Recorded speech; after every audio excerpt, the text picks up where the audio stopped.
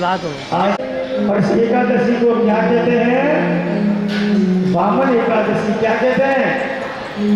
इसको कहते हैं वामन एकादशी।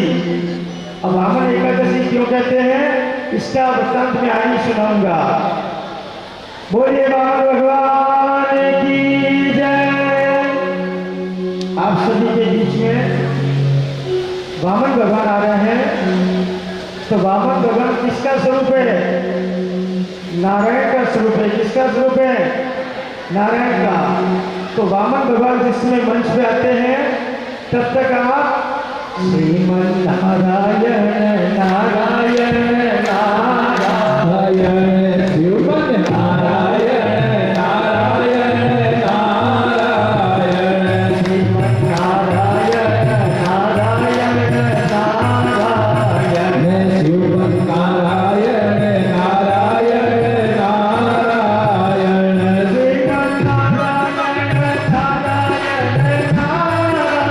नारायण श्रीमन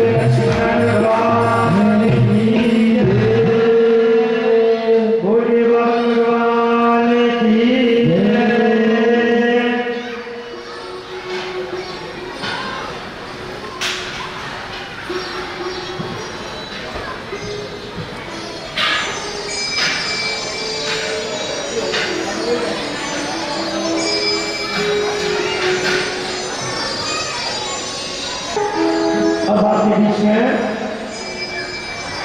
भगवान की युगल जोड़ी आ रही है।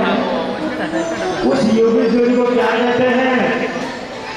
जो कि द्वापर के अंदर थी।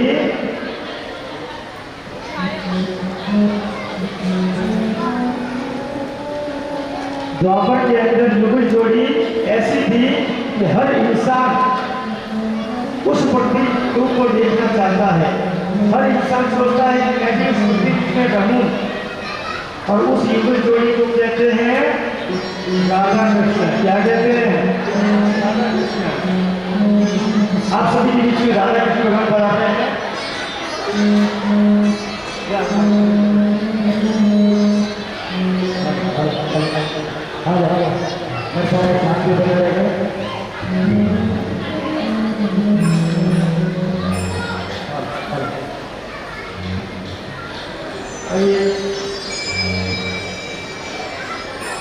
बोले श्री कृष्ण चंद्र भगवान।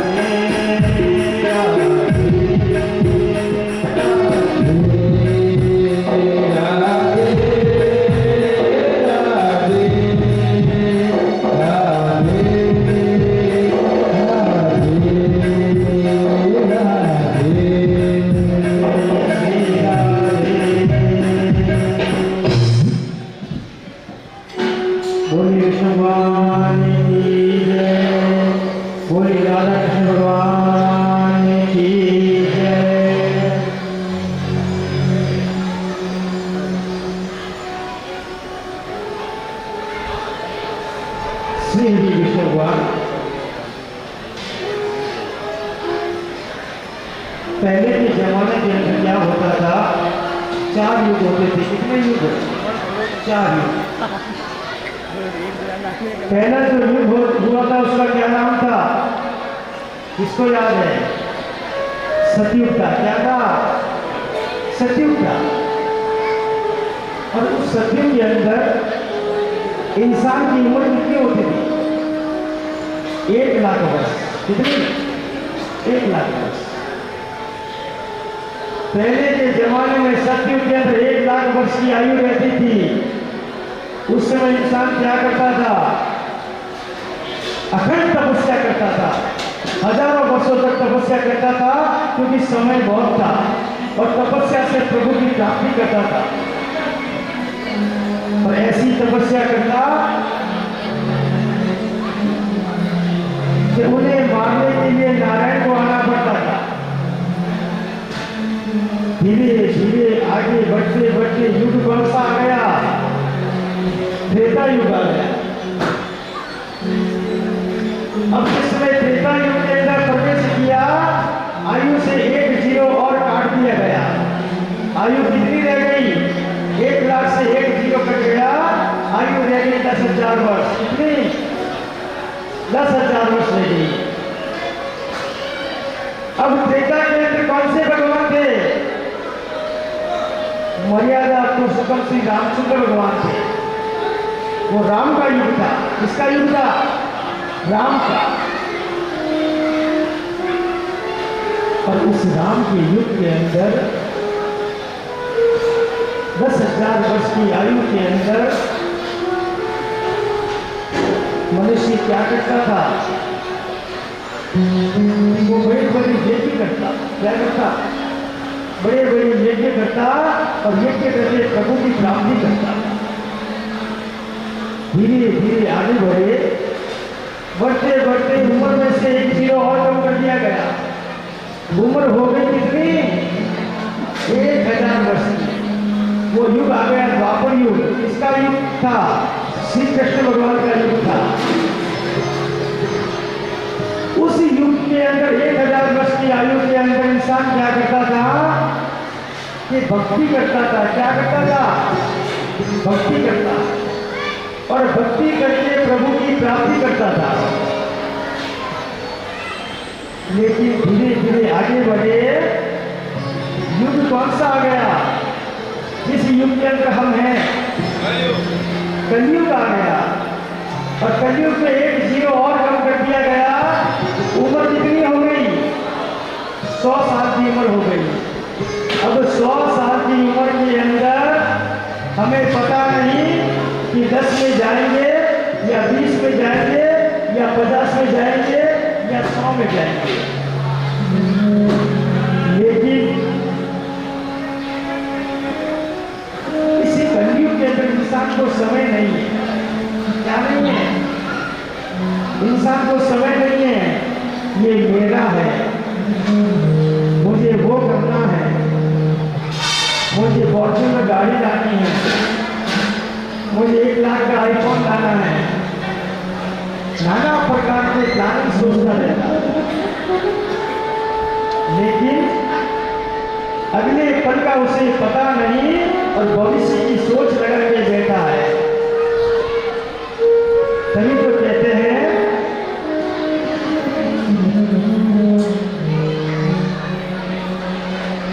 कि तू बुलबुला है पानी का, तू बुलबुला है पानी का, मत कर जोर जवानी का। तू बुलबुला है पानी का, मत कर जोर जवानी का। अरे कमाई करने बंदे, पता नहीं जिंदगानी का। जिंदगी का कोई पता नहीं है, कब जाते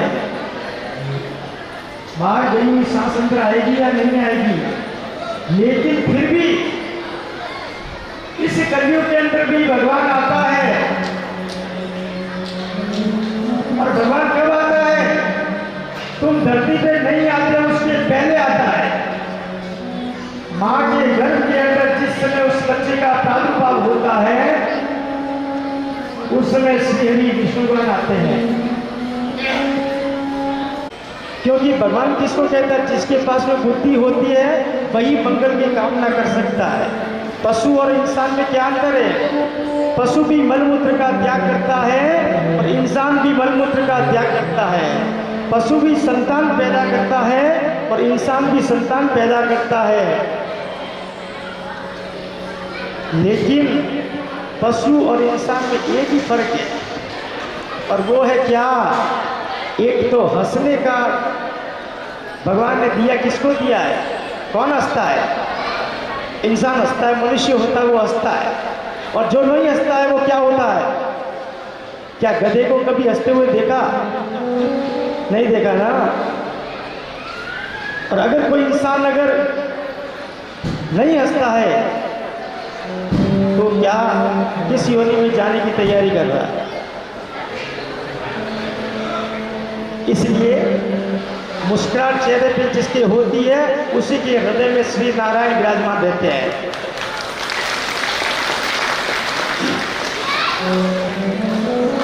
श्री हरि विष्णुगान माँ के गर्भ के अंदर उस छोटे से बच्चे के पास में आके कान में कहते हैं,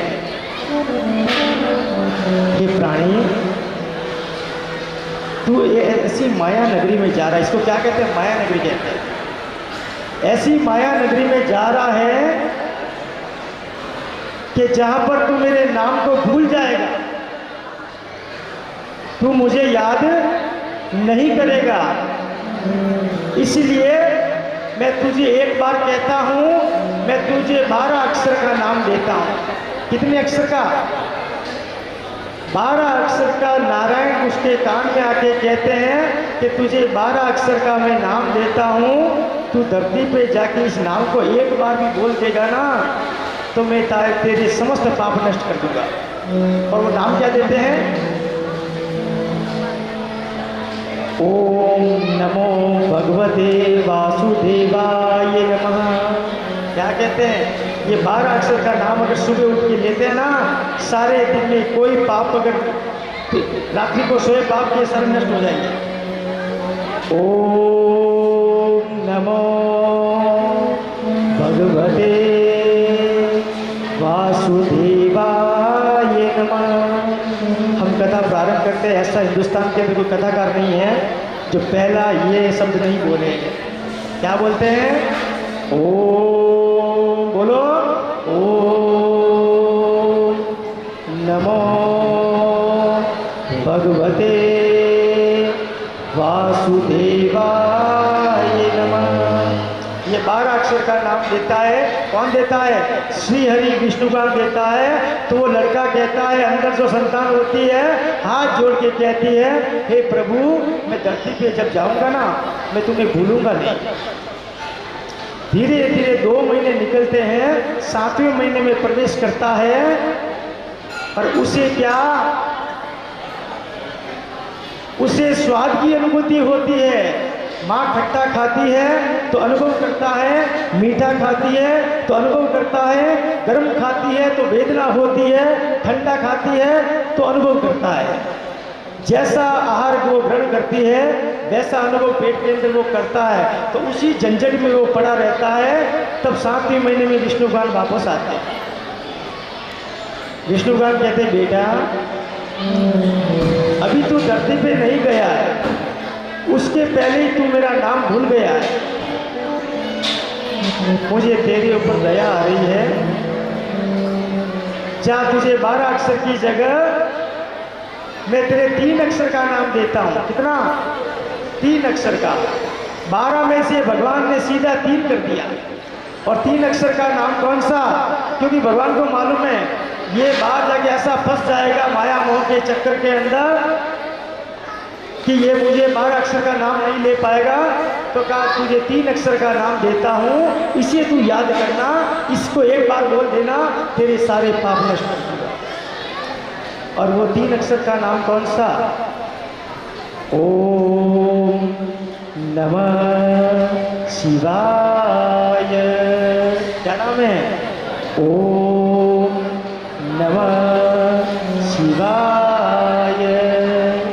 ओम नमः शिवाय। अरे प्रभु, 12 में से 3 कर दिया, अब तो मैं भूलूंगा ही नहीं। अब तो मैं बराबर याद रखूंगा धीरे धीरे आगे बढ़ा, 9वें महीने में प्रवेश किया। कौन से महीने में? 9वें महीने में प्रवेश किया। और 9वें महीने में प्रवेश करने के बाद उसके शरीर में चंचलता आनी शुरू हो गई। तो माँ के पेट में कभी इधर भागता है, कभी इधर भागता है, कभी ऊपर भागता है, कभी नीचे भागता है। चंचलता के दौर में कभी खटमल खाता है, कभी कीटाणु खाता है, कभी उसके दुर्गंध आती है, वेदना होती है, तो वो अंदर क्या हलचल शुरू कर देता है। तो श्री विष्णु भगवान वापस आते हैं। हे बेटा, हे प्राणी, तू अभी द्वार से, मुखार द्वार से बाहर नहीं निकला है और तू भूल गया। तू 3 अक्षर पे भी तुझे मेरे को दया आ रही है, जा तुझे 2 अक्षर का नाम देता हूँ। और श्री हरि विष्णु भगवान उसको कितने अक्षर का नाम देते हैं? 2 अक्षर। और 2 अक्षर का क्या नाम देते हैं? 2 अक्षर का नाम देते हैं कि एक बार तू 2 अक्षर का नाम ले लेगा तो तेरा कल्याण कर दूंगा। और वो नाम है राम। क्या नाम है? श्री राम जय राम जय जय राम, श्री राम जय राम जय जय राम। बोलो श्री राम जय राम जय जय राम, श्री राम जय राम जय जय राम, श्री राम जय राम जय जय राम, श्री राम जय राम जय जय राम, श्री राम जय राम जय जय राम, श्री राम जय राम जय जय राम, श्री राम जय राम जय जय राम, श्री राम जय राम जय जय राम, श्री राम जय राम जय जय राम, श्री राम जय राम जय जय राम।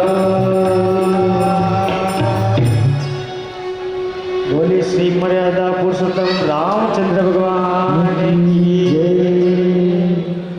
2 अक्षर का नाम दे दिया राम। अब 9वें महीने के मुखार द्वार पे बच्चा खड़ा है। एक पवन वेग का झोंका आता है, एक झटके में धरती पे उसका जन्म हो जाता है। और जन्म होता है तो बच्चा रोता है।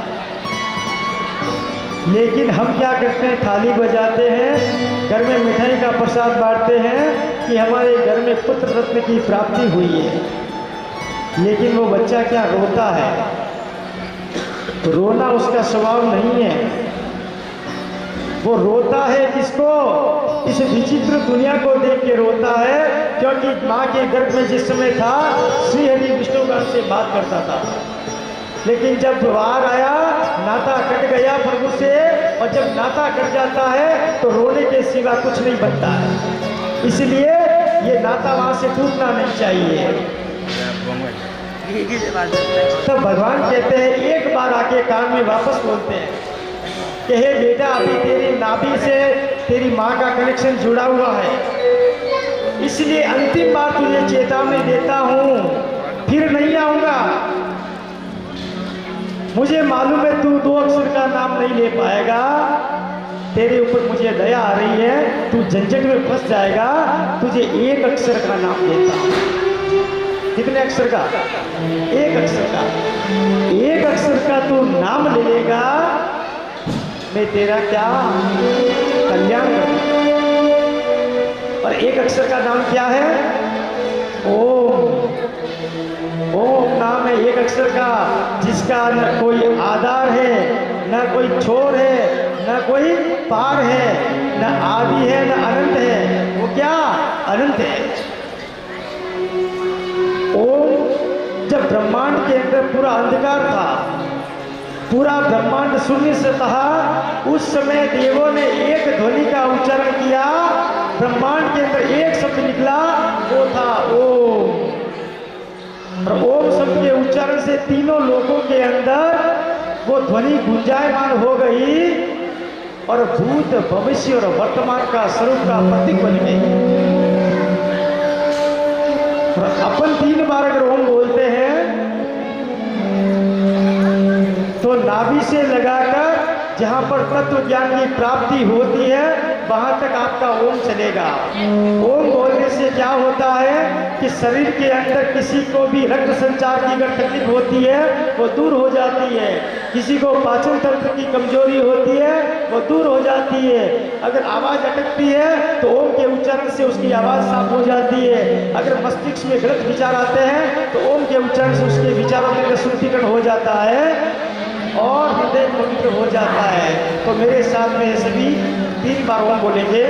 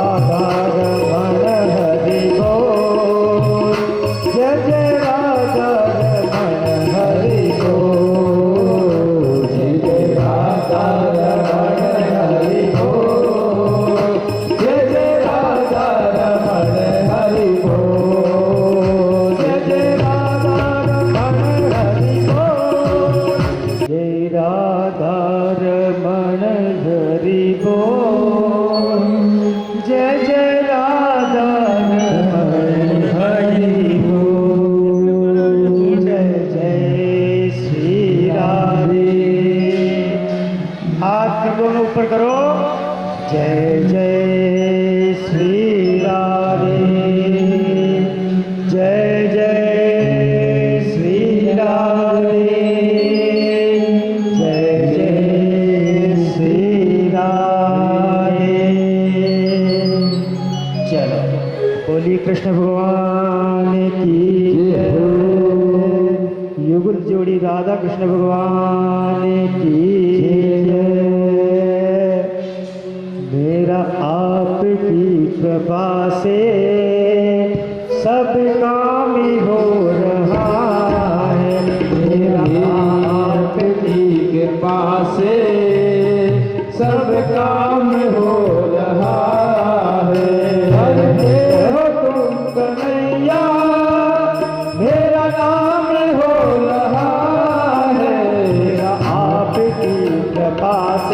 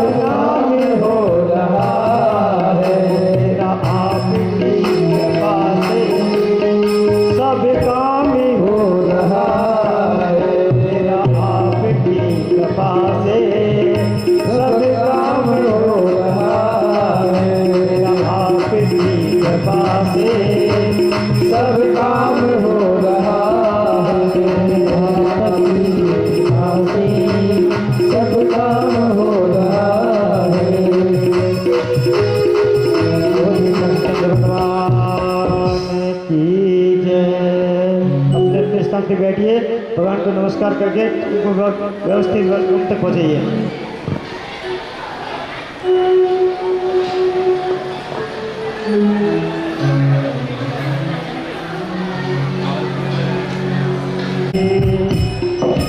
रात भर बसेरा है, सुबह उड़े जाना है, ऐसी दुनिया होती है। इसलिए इस बात का विशेष रूप से ध्यान रखिए कि कन्या को कार मत दीजिए, कन्या को संस्कार दीजिए। क्या दीजिए? संस्कार दीजिए। अब हम हमारे समक्ष स्थापित देवता विराजमान है, सभी जने हाथ जोड़ेंगे, क्योंकि हाथ जोड़ने के पहले बोलिए एकादशी माते की। हम एकादशी माता की कथा के अंदर प्रवेश करेंगे, उसके पहले दोनों हाथ माता बहनें ऊपर करेगी। ऊपर करने का मतलब क्या होता है ये भी मैं आपको बता देता हूँ। हाथ इसलिए हम ऊपर करवाते हैं कि एक तो अगर कोई बैठे बैठे नींद अगर लेता है तो नींद उड़ जाती है। दूसरा, अगर मान लो पास वाला हाथ ऊपर करता है तो शर्म से उसको भी करना पड़ता है। और तीसरा, अगर वो बातें करती है और पास वाली हाथ अगर ऊपर करती है तो उसकी बातें बंद हो जाती है। और चौथा सबसे बड़ा है, वो क्या है कि तेरा तुझको अर्पण क्या लागे मेरा।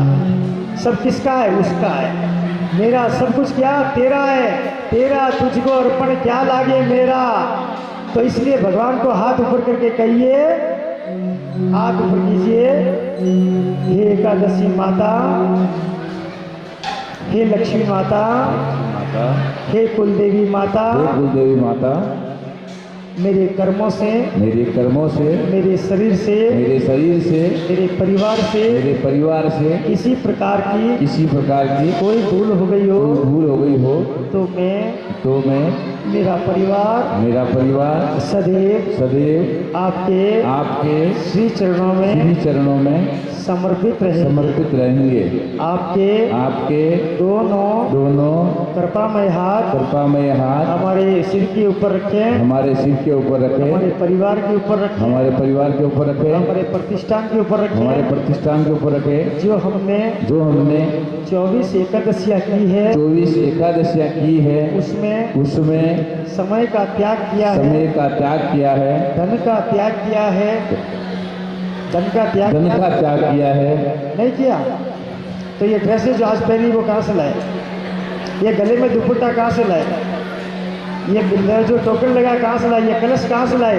धन का त्याग किया है, शरीर का त्याग किया है। क्योंकि घर बैठे तो हो सकता है इंस्टाग्राम के ऊपर रील बनाते, नहीं तो यहाँ बैठे बैठे कथा सुन रहे हैं। जय हो। इंस्टाग्राम पर रील नहीं बनाना, ये अपनी मर्यादा नहीं है। सनातन संस्कृति के अंदर उसको खड्डे में गिराने का ये इंस्टाग्राम है, समझ में नहीं आपको? और उससे कुछ मिलना नहीं है। इससे बढ़िया सुबह उठकर माता पिता के श्री चरणों को नमस्कार कीजिए, अपने गुरुदेव के प्रणाम कीजिए, अपनी कुलदेवी माता की जाके समक्ष नतमस्तक होकर प्रणाम कीजिए। तो ऐसा इंस्टाग्राम बनेगा, ऐसी रील बनेगी कि श्री हरि के आत्मा के अंदर आपको वास मिलेगा। जय हो।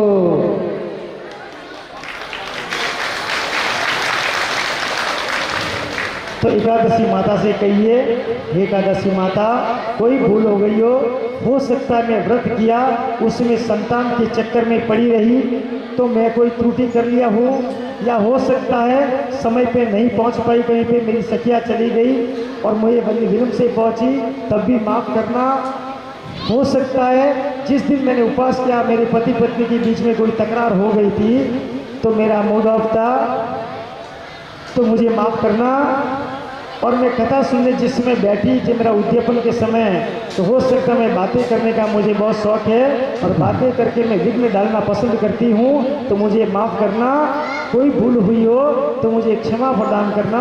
ऐसी एकादशी माता से प्रार्थना करते हुए माता से कहिए, ओ मेरे सिर पर रख दो बाबा मेरे सिर पर रख दो बाबा अपने ये दोनों हाथ। देना हो तो दीजिए जन्म जन्म का साथ बाबा, देना हो तो दीजिए जन्म जन्म का साथ। मेरे सिर पर रख दो बाबा, मेरे सिर पर रख दो बाबा अपने ये दोनों हाथ, देना हो तो दीजिए जन्म जन्म का साथ बाबा, देना हो तो दीजिए जन्म जन्म का साथ। नाले श्याम बाबा तो धन और दौलत क्या मांगे, ये देने वाले श्याम प्रभा से धन और दौलत क्या मांगे।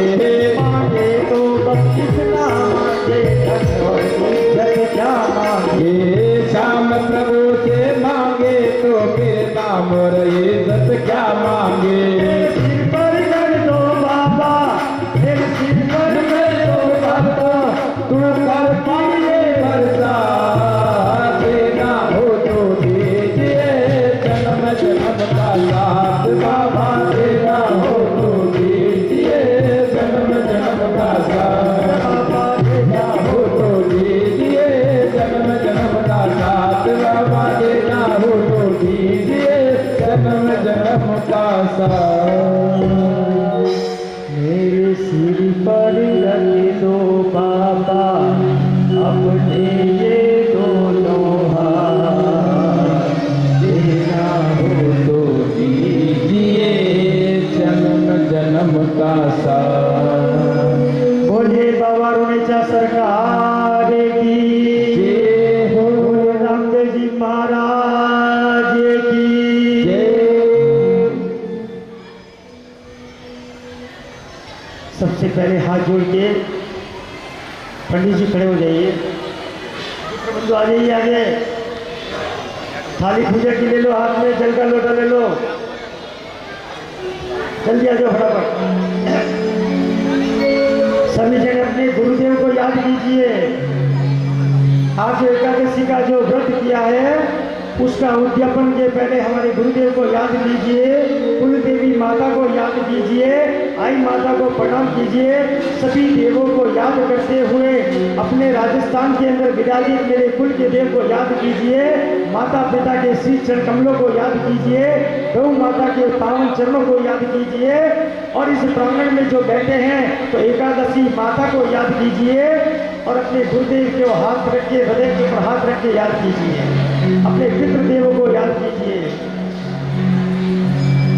अखंड मंडलाकारं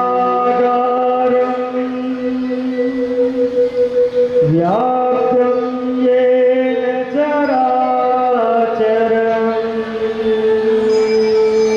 तत्परं दर्शितं येन तस्मै श्री गुरुवे नमः।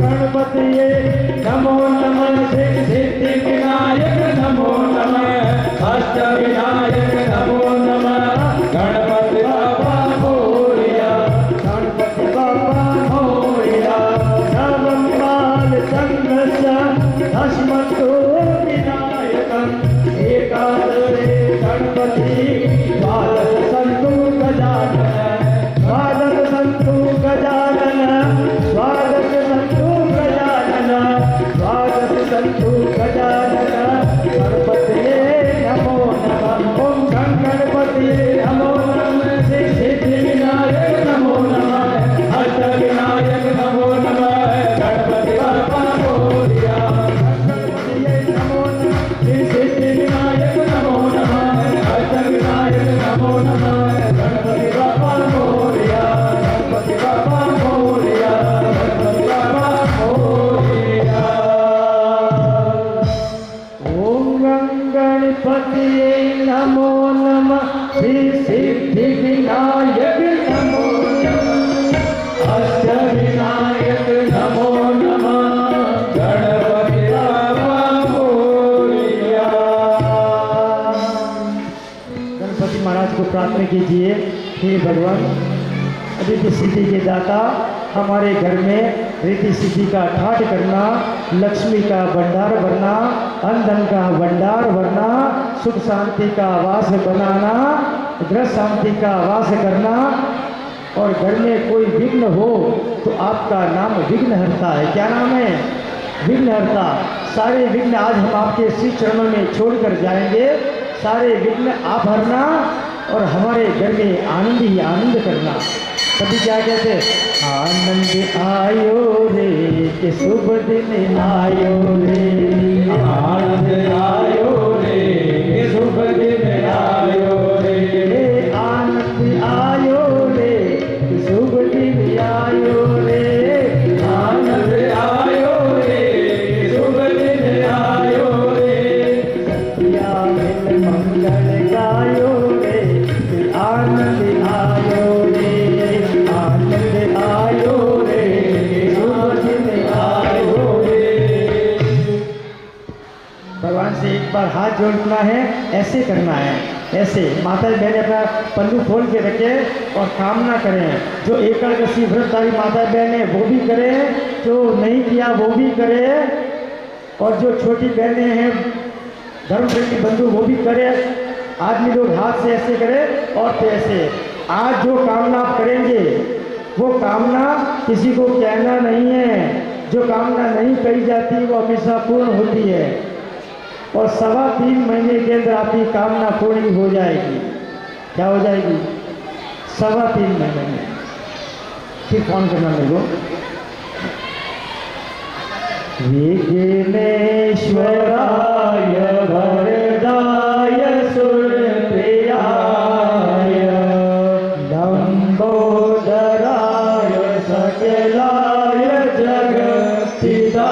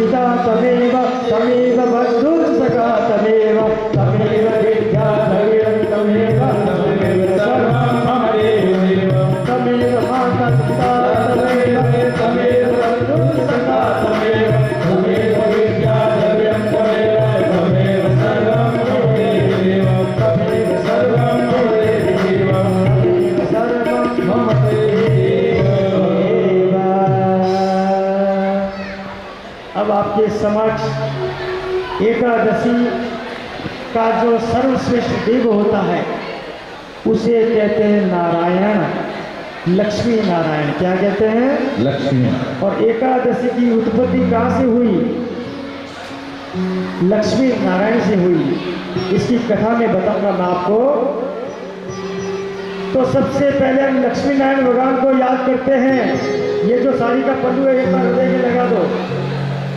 लक्ष्मी नारायण भगवान को हाथ जोड़ के नमस्कार कीजिए। वंदे विष्णु भवभयहरं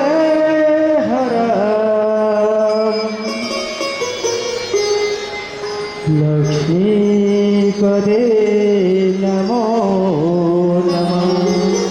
कस्तूरितिलकं ललाटपटलं वक्तले कौस्तुभं नासाग्रे वैभौतिकं करतले वेणुकरे कङ्कणम् सर्वाङ्गे हरिचन्दनं सुविमलं कण्ठे च मुक्तावले गोपस्त्रे परिवेष्टितो विजयते गोपाल चूड़ामणि।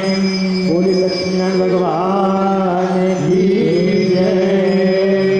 श्रीमन्नारायण नारायण नारायण शिवपद नारायण नारायण नारायण। बोलो नारायण नारायण नारायण। जपो नारायण नारायण नारायण नारायण लक्ष्मी नारायण नारायण नारायण। सिर्फ एक देव को याद करते हैं और अपनी पूजा को भोग की तरफ लेके जाते हैं। और वो देव कौन सा है? पिताओं का पिता एक ही है, परम पिता। देवों का देव एक ही है, महादेव। उस महादेव को हम याद करते हैं। शिव हर शंकर गौरेश वंदे गंगा धर को शिव रुद्रम पशुपति विश्वनाथ कल हर काजे पूर्णाथ अजवार लोचन परमानंदम नीलकंठम तव शरणं शिव असुर निकंदन भव दुख बंधन शिव सेवक के प्रतिपाला आवागमन विभो भय शंकर भज मन बारंबारा। जय रामेश्वर जय नागेश्वर वैद्यनाथ केदार हरे मल्लिकार्जुन सोमनाथ जय महाकाल ओंकार हरे लंबेश्वर जय कुसुमेश्वर भीमेश्वर जगदार हरे काशीपति विश्वनाथ जय मंगलमय अघहार हरे पार्वती पति हर हर शंभो त्राहि त्राहि दातार हरे त्राहि त्राहि दातार हरे। नमामि समेशान निर्वाण रूपम विभुवं व्यापकं ब्रह्मवेश्वरूपं भद्रं निर्गुणं निर्विकल्पं निर्गेहं चिदाकाशिमाकाशिवासं भजेऽहं निराकारि ओङ्कारमूलं तुरेऽहं गुणाकार गोतीतमीशं गिरीशं कालं करालं महाकाल कृपालं जीवाकार संसार पारं नरोऽहं तुषारादिशङ्काशिघोरं गम्भीरं मनोभूतिकोटि प्रभाश्री शरीरं मनोभूतिकोटि प्रभाश्री शरीरम्।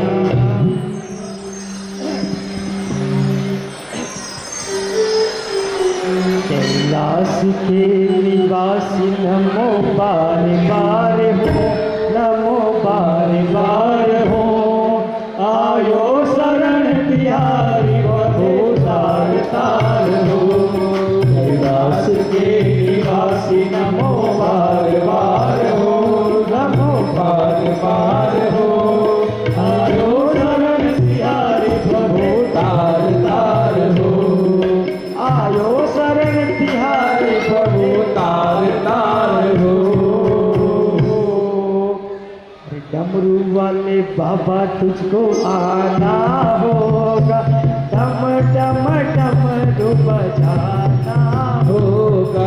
डमरू वाले बाबा तुझको आना होगा, डम डम डमरू बजाना होगा। भगवान की जय।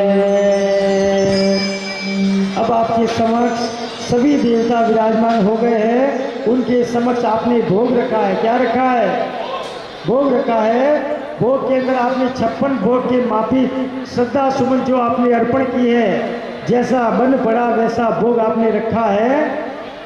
तो भगवान से प्रार्थना करते हैं, हे प्रभु इसे आप क्या मानना, इसे 56 भोग मानना, क्योंकि भाव का भूखा भगवान रहता है। किसका रहता है? भाव का भूखा रहता है। भाव बिना भक्ति नहीं, भाव बिना भक्त नहीं, और भक्त बिना भगवान नहीं, और भगवान बिना संत नहीं। अगर भाव नहीं है तो भक्त नहीं है। भाव होगा तभी भक्त बनेगा, और अगर भक्त नहीं बना तो भगवान नहीं मिलेगा, और भगवान आएगा तभी संत का दर्शन होगा, तभी ऐसी कथाओं का आयोजन होगा। इसलिए जीवन के अमूल्य समय से जिंदगी के कुछ जो भगवान गाले पर बात की जी मावे बेटी जाट की बाजी, गाले पर बात की भीमो मारा श्याम गणे जी मावे बेटी जाट की, भीमो मारा श्याम गणे जाट की। बार बार मंदिर में जड़ती, बार बार पट खोलती, बार बार मंदिर में जड़ती, बार बार पट खोलती, भैया अरे बाबो बाबो मारो गाँव गयो है, ना जाने कब आवे लो। बाबो मारो गाँव गयो है, ना जाने कब आवे लो। भूखे भरोसे बैठ रहो तो भूखो ही मर जावे लो। भूखे भरोसे बैठ रहो तो भूखो ही मर जावे लो। आज जिमाऊं तले खींचड़ो, आज जिमाऊं तले खींचड़ो, काल चावली छाछ की, जीमो मारा श्याम धनी जी मावे बेटी जाट की। थाली भर ले आई खींचड़ो ऊपर की बाट की, जीमो मारा श्याम धनी जी मावे बेटी जाट की। बाबे बेटी जाट की, बाबे बेटी जाट की, बाबे बेटी जाट की। ये श्याम गणेश को जिमाया, लेकिन आपने श्याम गणेश को नहीं, सबको जिमाना है। सब देवताओं को जिमाना है, माता जी को जिमाना है, बाबा को जिमाना है, इनको जिमाना है। तब कहते हैं राजा राम आइए, मेरे श्याम आइए, मेरे भोजन का भोग लगाइए। राजा राम आइए, सीता राम आइए, मेरे भोजन का भोग लगाइए, मेरे भोजन का भोग लगाइए, मेरे भोजन का भोग लगाइए। कहता है, हे भगवान आपको भोग के लिए मैंने कहा है, न तो मुझे भोजन करवाना आता है, न झाले टंगोरा बजाना आता है, न जाने कैसे जिमाया जाता है। भाव से जिमाना और जिमना चाहिए। अरे आज नहीं है अर्धा आरती, आज नहीं है अर्धा आरती। क्या कहते हैं? राजा राम आइए, सीता राम आइए, मेरे भोजन का भोग लगाइए, मेरे भोजन का भोग लगाइए। बोले राजा रामचंद्र भगवान की जय। अंतरिक्षगुं शीष्णो द्योष्यमृतः पदं व्याभुवर्विश्वसोता तथा लोका कल्पन् ह्रीं प्राणाय स्वाहा ह्रीं ज्ञानाय स्वाहा ह्रीं उदानाय स्वाहा ह्रीं उपानाय स्वाहा ह्रीं समानाय स्वाहा मध्यपनास्मृत हस्त प्रसन्न समयापिन मुखाग्र प्रसन्न समर्पयामि नमो नमः। ओम मंगलम भगवान विष्णु मंगलम गरुड़ मंगलम पुंडरीकाक्ष मंगलस्तनायो हरे। बोली एकादशी माते की जय। अब हम आपको एकादशी के बारे में बताते हैं। सबसे पहले एकादशी किसे कहते हैं। जो एकादशी माताएं एकादशी की है वो एकादशी की कथा पूर्ण रूप से सुनना, तभी आपको एकादशी का फल प्राप्त होगा। एक बार ब्रह्मवंश नगर के अंदर, ब्रह्मवंश पुराण के अंदर लिखा हुआ है कि जाड़ा नाम का एक राक्षस था। उसका जो पुत्र था उसका नाम था मोर। क्या नाम था? मोर। मोर नाम का जो पुत्र था वो इतना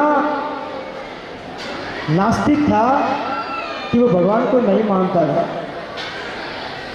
वो सभी देवताओं को परेशान करने लगा, मृत्यु लोक को परेशान करने लगा, पाताल लोक को परेशान करने लगा। धीरे धीरे वो देवलोक में पहुंच गया। सभी देवता डर के मारे भागने लगे और वो धीरे धीरे इंद्रलोक के ऊपर अपना स्थान बनाने लगा। तो इंद्र भगवान विष्णु भगवान के पास में गए, जाके कहा, हे प्रभु, हे विष्णु भगवान, एक मूर नाम का ऐसा व्यक्ति आया है कि जिसके ऊपर हम कोई शस्त्र चलाते हैं तो काम नहीं करता, कोई हम हथियार चलाते हैं काम नहीं करता है। वो न बाण से मरता है, न किसी अग्नि से मरता है, न जल से मरता है, वो किसी से नहीं मरता है। तो उसको मारने का कोई उपाय बताइए। श्री हरि विष्णु भगवान ने कहा कि उस व्यक्ति को मारने के लिए मैं स्वयं जाऊंगा, मैं खुद जाऊंगा। श्री हरि विष्णु भगवान आए चक्रधारी स्वरूप के अंदर और मूर नाम के दैत्य के सामने खड़े हो गए। ऐसे विशाल के दैत्य के सामने खड़े हुए सुदर्शन चक्र से उन्होंने प्रहार किया। किससे? त्रिविदेश्वर भुजिते शंख चक्र गदास्ते मां लक्ष्मी नमस्तुते। ओम सर्वज्ञ सर्ववर्ते सर्वदुख विनाशिनी सर्व पाप हरो देवी महालक्ष्मी नमस्तुते। श्वेतांबर धरे देवी नालालंकार भूषिते योग जे योग संभुते महालक्ष्मी नमस्तुते। स्थूल सूक्ष्म महारुद्रम महाघोर विनाशिनी महापापहरो देवी महालक्ष्मी नमस्तुते। आद्याकर देवी आद्य शक्ति महेश्वरी मंत्र मूर्ते सदा देवी महालक्ष्मी नमस्तुते। महालक्ष्मी नमस्तुभ्यं नमस्तुभ्यं सुरेश्वरी महालक्ष्मी नमस्तुभ्यं नमस्तुभ्यं हरिप्रिये महालक्ष्मी नमस्तुभ्यं नमस्तुभ्यं कृपानिधे महालक्ष्मी नमस्तुभ्यं नमस्तुभ्यं दयानिधे। ओम या देवी सर्वदेषु बुद्धिरूपेण संस्थिता नमस्तस्यै नमस्तस्यै नमस्तस्यै नमो नमः।